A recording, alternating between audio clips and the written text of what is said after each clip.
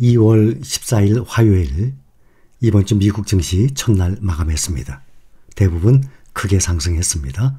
다우 지수가 1.11% 올랐습니다. S&P 500 지수 1.14% 올라서요. 4,137, 4137입니다. 나스닥 지수 1.48% 상승, 아직 12,000 조금 전입니다. 필라델피아 반도체는 1.53%로 3,057입니다. 인플레이션이 점점 둔화를 해가면서 올해 중에 연방준비제도가 기준금리 인상을 중단을 하고 하반기에 금리 인하에까지 나설 수 있다는 이 기대가 점점 커지고 있습니다. 긴축 완화 기대에 올해 초부터 특히 기술주가 가파르게 올랐습니다. 역사적인 기록을 보면 2차 세계대전 이후에 약세장은 평균 14개월간에 36% 하락을 했습니다. 약세장은 평균 14개월이었어요. 2차 세계대전 이후에 말이죠. 반면에 강세장은 5년 9개월, 그러면 69개월이죠. 69개월 동안 192% 상승을 했습니다. 그러면 192%면 200% 보고 3배 아닙니까? 약세장은 평균이 14개월 동안이었어요. 그동안 평균 36% 하락. 근데 14개월이 아니라 강세장은 69개월. 그러면 몇 배입니까? 한 5배 되겠죠? 어마어마한 차이가 나는 겁니다. 그동안에 3배나 상승했어요. 그러니까 역사적으로 꾸준히 우상향하는 시장이라는 것입니다. 지금 현재 작년에 12개월 보면 또 올해 2개월까지 합하면 2월 말까지 그러면 딱 14개월이네요. 앞으로 어떻게 상황이 전개될지 봐야 알겠습니다. S&P 500 지수 11개 섹터 중에 에너지를 제외한 10개 섹터가 모두 상승했습니다. 특히 금리에 민감한 기술, 통신 이런 관련주들이 많이 올랐습니다. 마이크로소프트도 많이 올랐어요. 3% 이상 올랐어요. 또 나이키, 세일즈포스, 인텔 이거 다 다우지수에 들어가 있습니다. 상당히 높게들 2% 이상들 올랐습니다. 또 메타 추가 정리 해고가 있을 수 있다는 외신 보도로 3% 이상 상승을 했습니다. 포드 자동차는 중국 CATL과 손을 잡고 미시간주에 100% 자회사 전기차 배터리 공장을 신설한다고 공식 발표를 했어요. 그러면서 2.83% 상승 마감했습니다. CATL도 중국 증시에서 어제 3.15% 상승했어요. 이것은 미국에서 맡고 있는데 CATL이 어떻게 공장을 만들었나? 일단 돈은 포드 자동차에서 되는 겁니다. 자본은. 그리고 중국이 이 공장을 운영을 하는 거죠. 그러니까 기술 어느 정도 이전을 한달까? 그거에 대한 로열티를 받는 거로 생각을 하면 아마 될 것입니다.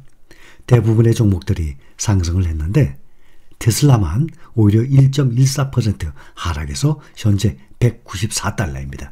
미국의 헤지펀드들이 지난 한 달간 테슬라를 공매도해서 주가 하락에 베팅을 했는데 이들은 우리 돈으로 약 10조 원의 손실을 입은 것으로 나왔습니다.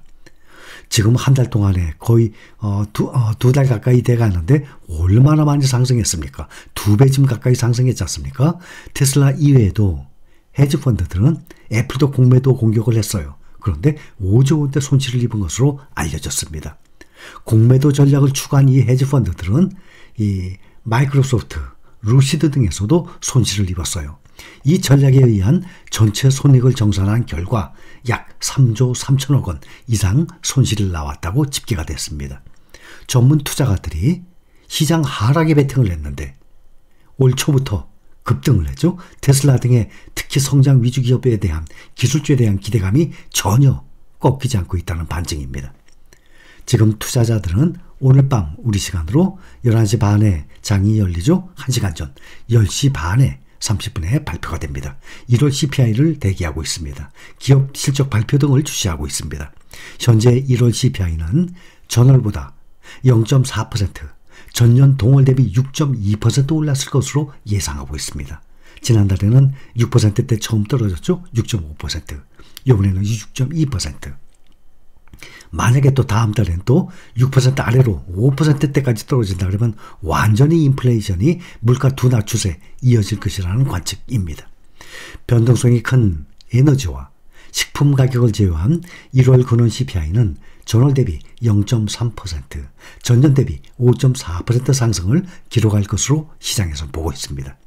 지수들이 오늘 장 초반부터 계속 상승세를 탔어요. 이번 CPI 보고서에 대한 우려가 증시에 어느 정도 반영됐다는 판단에 더해서 또 일부에서 CPI가 완화될 것이라는 관측까지 나오면서 투자자들은 일시적인 반등을 시도했습니다.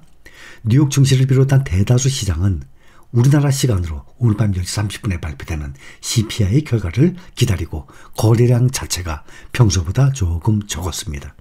그런데 오늘 밤에 CPI가 좋게 나와서 시장에 호재로 작용을 하더라도 연준 위원들의 이 매파 발언이 있습니다.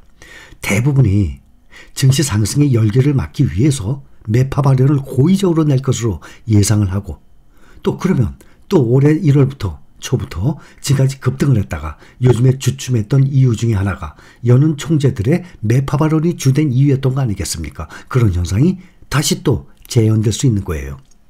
오늘 밤에 CPI 발표 후에 존 윌리엄스 뉴욕 연방준비은행 총재 연설이 있어요.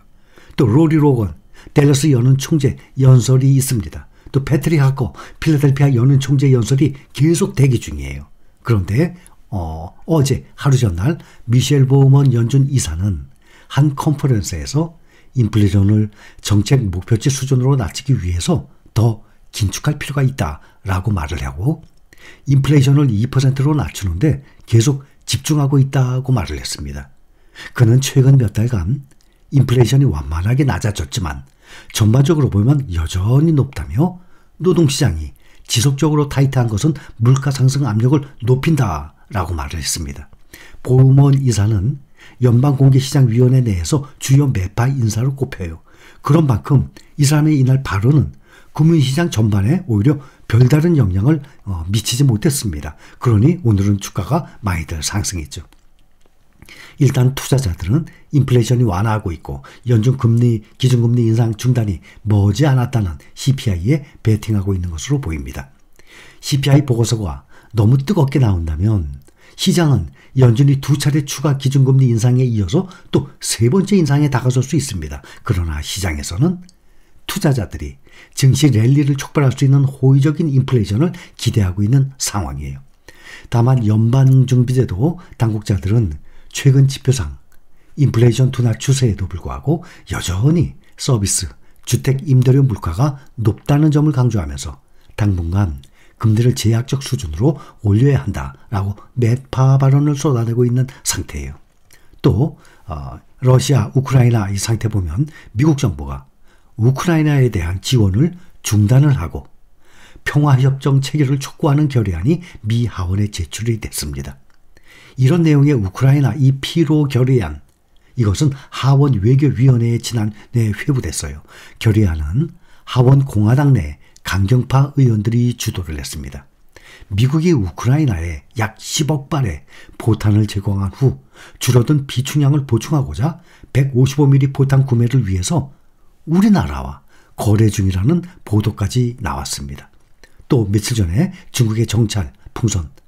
투자자들은 최근에 정찰 풍선으로 인한 미중 갈등 역시 살펴보기 시작을 했는데 블룸버그는 익명의 소식통을 인용해서 토니 블링컨 미국 장관이 이번 주 독일 뮌헨 안보회의 때 중국의 왕이 공산당 중앙정치국 위원과 회담을 갖는 것을 숙고하고 있다라고 보도했습니다.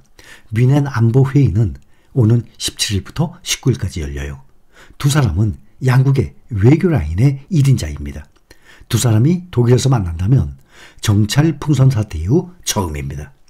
다만 블링컨 장관과 왕 위원이 만난다고 해도 외교 군사적인 긴장감을 단박에 해소하기는 어려워 보인다는 점이 문제입니다. 두 나라 간 갈등이 더 악화한다면 당연히 증시에 악재로 작용할 가능성이 있습니다. 기업 실적 아직 계속 진행 중이죠. 지금까지 실적을 발표한 S&P 500지수 상장 기업 가운데 69%가 예상치를 웃도는 순이익을 발표했습니다. 이것은 지난 5년 평균은 77%, 지난 3년 평균은 79%였어요. 이것보다 낮은 수치입니다. 또 작년 4분기 순이익은 전년 동기 대비 4.9% 낮은 수준에 그쳤어요. 2020년 3분기 이후 첫 하락세가 예상되고 있습니다. 이번 주에는 코카콜라, 에어비앤비, 시스코 시스템즈, 또 마라톤 오일, 노데시 실적을 공개합니다. 유럽 주요 증시도 미국 증시처럼 상승했어요. 특히 영국 지수, 프랑스 지수는 사상 최고치를 지금 넘어서고 있어요. 이 와중에 말이죠. 독일 지수도 거의 사상 최고치에 거의 근접하고 있는 상태입니다. 국제 유가를 보면 2거래일 연속 상승했습니다. WTI, 3월 인도 서부 텍사스산 원유 WTI 가격이 0.53% 올랐어요. 80.14달러에 거래를 마쳤습니다. 이것은 1월 26일 이후 지금 최고치입니다. 주식시장의 운명의 날입니다. 아주 중요한 지표가 나옵니다. 소비자 물가지수와 고용시장의 고용지표, 금리 결정의 정말 핵심 내용입니다. 중요 지표 중에 하나가 오늘 밤에 발표됩니다. 우리가 이제 선물지수를 보면 10시 반쯤 되면은 그때부터 선물지수가 폭등을 할지 폭락을 할지 상황을 봐야 되겠어요.